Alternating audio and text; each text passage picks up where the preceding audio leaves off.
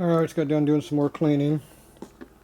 So I scraped all the gaskets surface clean, all the gaskets on here off. Pull it back. And of course I double cleaned it. There's a lot of wear right here from the spacer eating on it.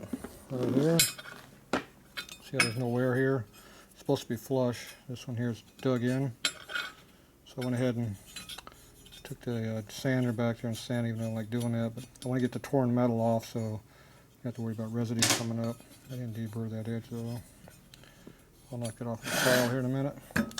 So I got to check these bushings next. Here's the rods that we just got done doing. So there's the finish we got in there. Pretty smooth. You don't see no kind of little pit marks or anything in there, or rust spots. So if you see anything in there that looks uneven, those rods, no, you have to put new races in there.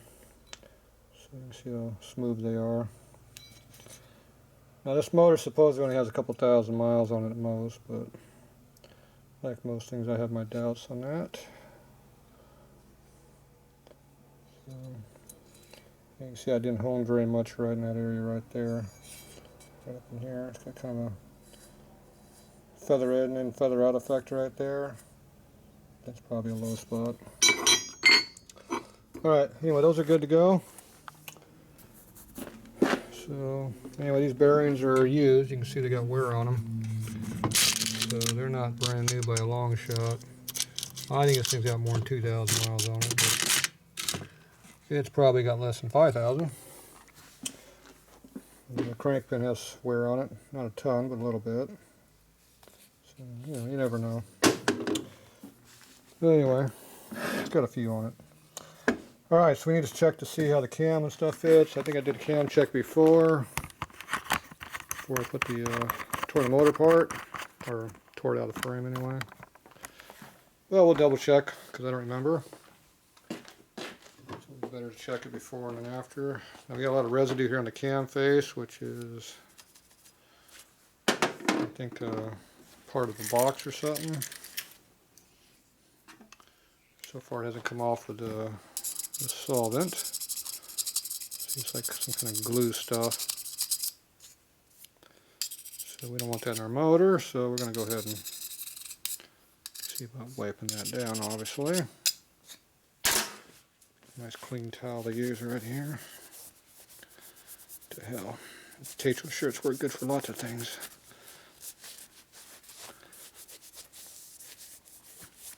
Sacrifice to make your parts good. That's what it takes, that's what it takes. When you pick up a cam or anything with a bearing surface, you want to stay off the damn bearing surfaces, so you grab a lot by the cam gear teeth. You put your finger over here, you don't grab all the journals and stuff. It just makes them rust. My fingers are pretty good about not rusting stuff, but you just don't. You get in the habit of just not picking stuff up that way. If there's other ways of picking it up, pick it up the other way. Alright, so now I'm going to put this in here. Here, see how loose it is. It's loose. What a shocker. Now I'm pushing sideways. I'm not going like this. I'm pushing this way, then this way. And I'm pushing down at the same time.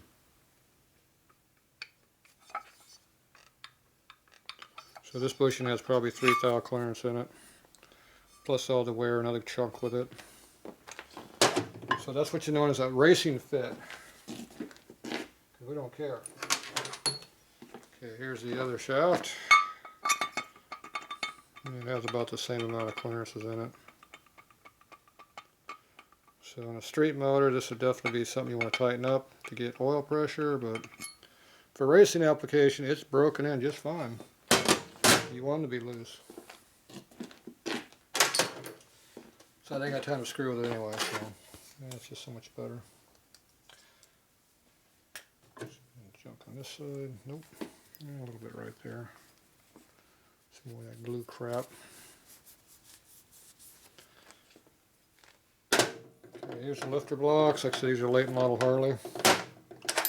Late model being, you know, probably, these are late 70s, early 80s. That's late model. For me it is anyway. That's way late model for me. Okay, lifters are pretty good. Nice and pretty snug. And obviously they got a solid conversion kit on these, so I don't have time to go digging around for other ones, so we'll just use them. I don't like the looks of the damn things, but I don't like the chrome oil pump with the chrome cam cover either, so get in line, right? Alright. Check all the lifters, make sure they're all the same. Mics don't always tell you, going into a hole does. The other one, this one came apart. That's good too. Okay, now this one here is loose in there. So we need to fix this problem. So I'm going to take some sleeve retainer Loctite, which is thick beam. Do that with it. It's probably more than you need. I know that's more than I need. Suck some back in. Put a nice smear coat all the way around. Put a little bit inside the lifter also. Kind of spin a little bit as it goes in. There's a tight spot right there. Leave it like that. Push it down all the way. Now leave it alone, let it sit. Come back tomorrow, it'll be stuck up. You don't want your lifter floating around rattling. You lose performance. It's a race bike. We want performance. We don't care about anything else. Alright, so these are good to go. I don't like them, but oh well. Okay, so the last real thing I don't know about is the pinion shaft. You can see the wear on it. See that big nick right in there? That's not good. Right in the middle of the bearing area. It's actually not very, that's pretty bad actually. Magnifying glass and look at it, see what it really is that we're looking at. What we're looking at is a big nasty ass pit is what we're looking at. Yep. That's what's known as a bad pinion shaft. We're going to run it. I'm not putting very many miles on it. Where's that bad spot at? Right there. I don't know if you can get a close-up of what it is. It's about 3 craters right all in one little spot. So I don't know if that focused in or not. But that's a bad pinion shaft. So we're using it. What we're going to do is make sure that the pinion shaft is nice and loose in the case, otherwise I can loosen this thing up. I will be loosening up the Timken bearing on the other side, just like I loosen up the rod.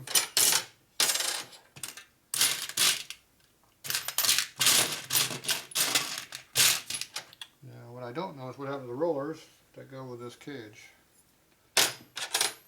They're not here. Unless these are it. No, these are it right here. There they are, right there. So what I'm going to do, I'm going to lay these all in the cage, very carefully.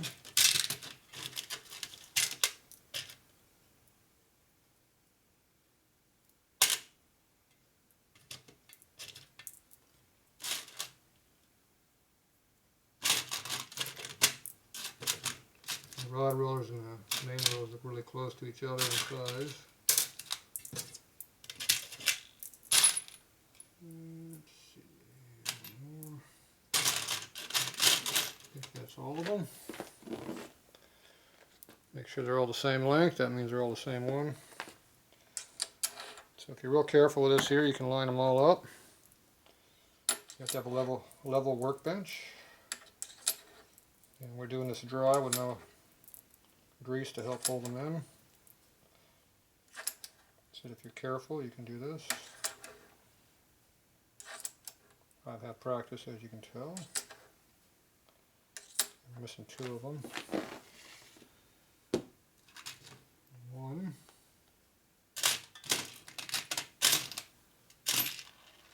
2.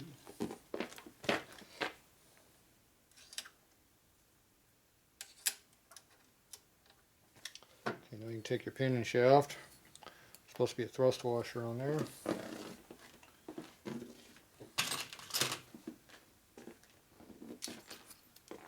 Resembles that. There you go. Now we got a checking tool. Now the pinion shaft comes in from the right side, not the inside, so check it the right way.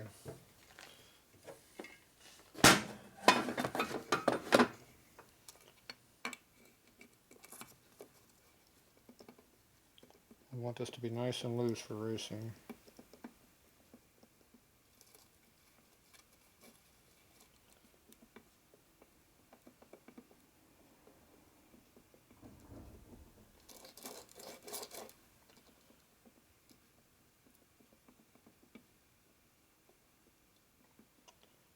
Yes.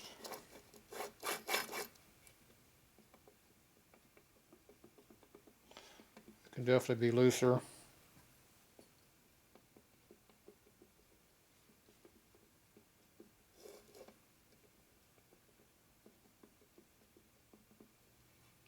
It's definitely very runnable for a street bike, but I know what I'm going to do with it. So I'll probably come back tomorrow and loosen it up a little bit. Or I'll do it tonight. I might as well do it tonight. What the hell. Why wait until tomorrow? Oh, it is tomorrow. Yeah, it's already tomorrow. There you go. We can wait until tomorrow because it's already tomorrow. It's a holiday today. It's the 4th of July. That's almost like Happy New Year, but different. Alright, so we're going to work through the holiday, as usual. So I'm going to go ahead and hone this out a little bit.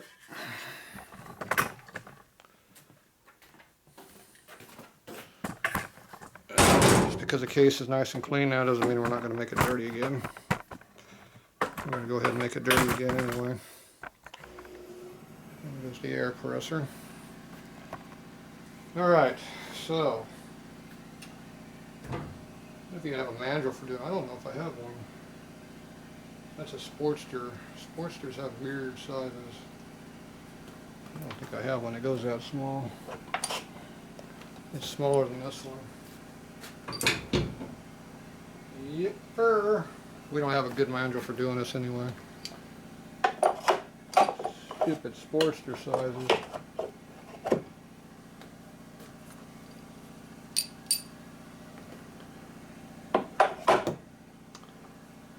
We gotta use crappy mandrels. It's a good thing it's a crappy job. Alright. To use one of these big tall ones over here. Yeah, maybe this one.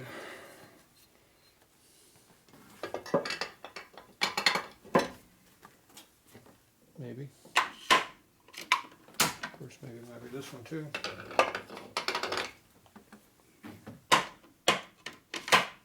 How about this one? This one looks too big. Oh yeah, that won't fit. That is not the right one. So we got this one here to choose from. This has a number 13 stone in it. And we have this one over here. And it looks like a number 17 stone, so that's definitely a finer stone. One 400 and one 300. Yep, that's smaller, 300. It's 1 3/8 inch, so we're going to use a 400 stone mandrel because these are worn a little bit, and the stone's worn, so it works.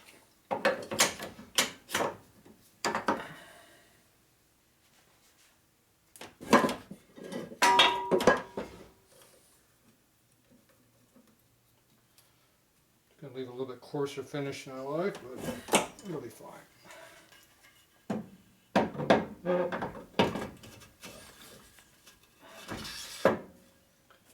Okay, that gets over there just fine. Blot it out. Pressure on there. All right.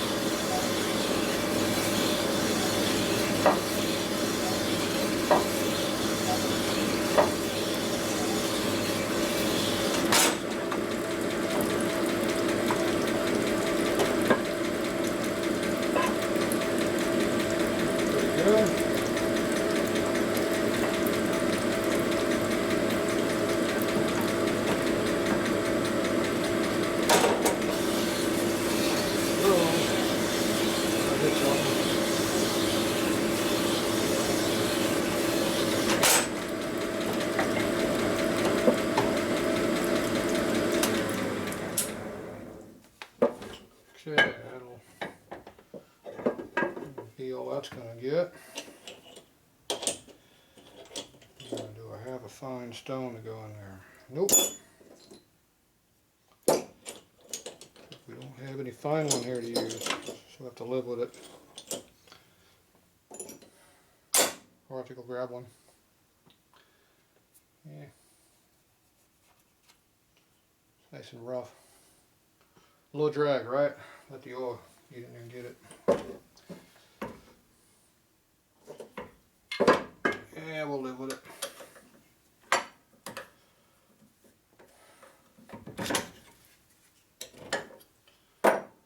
Okay, now I get to go clean it 2 times more to get it all cleaned up. We'll be back.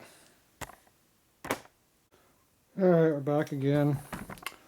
So I went ahead and cleaned the cylinders up and the pistons and everything, got them all scrubbed and spotlessly cleaned, at least before we do the next cleaning on them. So I scrubbed the pads out with a Brillo pad thing, soft scrub pad, and solvent. So they're all clean. So we're getting everything cleaned up, as you can tell. Except for heads, because I don't have any heads. Not yet. Working on that later. Okay, so here's our bearing. Let's see what kind of fit we got this time. It's not binding like it was before. Around the edge of the bench. Okay, before you could feel it binding going through the case, you don't feel it now. You can see it's got like double the jiggle. Now it slips right through the case, no problem. So racing fit. So, see how loose it is. You hear it. Actually, it slides back and forth real nice right now, so it's going to drag it all on that. Slides right on out of here. Before I had like a little bit of bind coming out. Not much, it was just kind of lightly cock in there a little bit. They don't do that anymore. Alright, so that's loosened up for what I want. Brace fit. So, one step closer. Alright. So that's it for tonight. I gotta do some blasting some rims, get some rims powder coated. Because I need my new rear wheel done. We got the hubs powder coated yesterday. So he didn't have a sandblaster, it's working too good on chrome rims, so I'll do them. So we got a genuine Harley front rim and then a 4-inch 16 back rim for the Shinko drag tire I got coming in. That should have been in today, but hopefully it comes in Thursday because tomorrow's a holiday. So, well. So anyway, tomorrow we're going to go ahead and get all of this lower end stuff buttoned up. So I'll get the crank put together. Get the case put together, check the fitment of the oil pump. So I'll probably do the oil pump before I put the cases together. I'll get the crank done up though. I'm going to go ahead and bolt the pump on here and trial fit the gaskets and make sure everything's as low as clearance I can make it, but still be free turning. So I'll play with this a little bit before I bolt the case together. A little bit easier when it's on the bench like this. So I'll do all that. Other than that, the rest of the stuff should go in pretty easy. I'll probably put another thou or two between the Timken bearing just to make sure they're nice and loose, the way I like them. So that leaves the rods can float around a little bit. Not too bad. I only gave them 1.3 clearance, 1.4, 9/10 is what we normally use stock, so that's 14. So you get a little higher, but I'll use a hell of a lot more than that. I double that on my race bike easily. So this is not a race motor; it's a high-performance street motor. So. Still making it where you can drive on the street and get some decent mileage out of it, but it will rev freely and not eat itself up like type motors do. So anyway, that's it for tonight. So we're done here.